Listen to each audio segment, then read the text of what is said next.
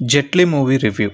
ఒక్క ముక్కలో చెప్పాలంటే తలనొప్పి సినిమా రా బాబు. జెట్లీ అని తీసేసి జెట్ లాగ్ అని పెట్టాల్సింది. అంత దారుణంగా ఉంది సినిమా అయితే. రితేష్ రాణా ఈ డైరెక్టర్ తీసిన మత్తు వదలరా చూసి అబ్బా ఎంత ఫ్రెష్ కాన్సెప్ట్ ఉంది, కామెడీని బాగా వాడుకుంటున్నారు అండ్ అంతా సిచ్యువేషనల్ కామెడీ. ఇంకా రాను రాను ఈ డైరెక్టర్ నుంచి వచ్చే కాన్సెప్ట్స్ అన్ని చాలా ఫ్రెష్ గా ఉంటాయి, సినిమాలు అదిరిపోతాయి, టాలీవుడ్ బాగుపడిపోద్ది అనుకున్నా. ఆ తర్వాత నుంచి వచ్చిన ఒక్క సినిమా కూడా వర్కౌట్ అవ్వలేదు నాకైతే. అండ్ ఇది కూడా దానిలోకే తోసేయచ్చు. ఫస్ట్ సినిమా ఏదో బిగ్నెస్ లక్ లో వర్కౌట్ అయిపోయింది కానీ తర్వాత వచ్చిన మిగతావన్నీ రాడ్లే. నాకు తెలిసి ఇంకా ఈయన కామెడీ వదిలేసి వేరే జానరాకి షిఫ్ట్ అయిపోతే బెటర్.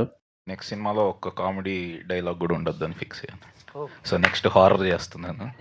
సో అసలు మీకు కామెడీ ఉండదు నెక్స్ట్ సినిమాలో. అది నా మెయిన్. థ్యాంక్స్ అండి, బతికిచ్చారు.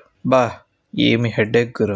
స్టార్టింగ్ బాగానే స్టార్ట్ అయింది, సత్య ఎంట్రీ, తర్వాత గతం మర్చిపోవడం, ఇవన్నీ చూసి ఏదో వర్కౌట్ అయ్యేలా ఉందిరా అనుకున్నానో లేదో అక్కడి నుంచి మొదలవుద్ది. లేకి కామెడీ, నవ్వే రాని జోకులు, ఆ అద్దం పద్దం లేని స్టోరీ, స్క్రీన్ ప్లే.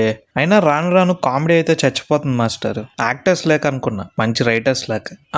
మీ గురించి కాదులేండి, ప్రాసలతో సాంగులు రాస్తారని తెలుసు కానీ డైలాగులు కూడా రాసి సినిమాలు తీస్తారని నాకు ఇప్పుడే తెలిసి. మీరు తోపండి.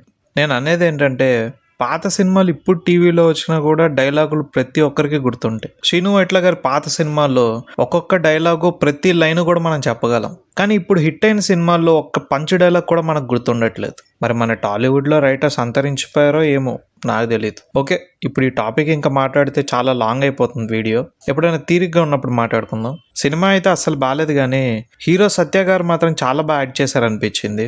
ఆయన్ని కాకుండా వేరే ఇంకెవరిని పెట్టున్నా సినిమా చూడబుద్ది కాదు. ఇంత తలనొప్పి సినిమాలో కూడా నేను అక్కడక్కడ ఏదో కొంచెం నవ్వుకున్నానంటే అది ఆయన వల్లే. He deserves a better script. ఆయన తప్ప మిగతా వాళ్ళంతా జస్ట్ ఓకేగా చేశారు. స్టోరీ అండ్ స్క్రీన్ ప్లే అయితే చాలా కన్ఫ్యూజింగ్ గా చిరాకు తెప్పిస్తాయి. కామెడీ పేర్లేదు, డైలాగ్స్ బాగాలేవు, BGM okay, technically solid, but లోపలంతా డొల్లా, ఏం లేదు. సో ఓవరాల్గా నేనైతే డిసప్పాయింట్ అయ్యాను.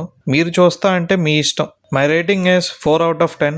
దండవరా దూత. మీరు ఆల్రెడీ సినిమా చూసుంటే మీకు ఎలా అనిపించిందో కింద కమెంట్ చేయండి. అండ్ మన కంటెంట్ నచ్చితే మాత్రం సబ్స్క్రైబ్ చేసుకొని ఎంకరేజ్ చేయండి. Thank you.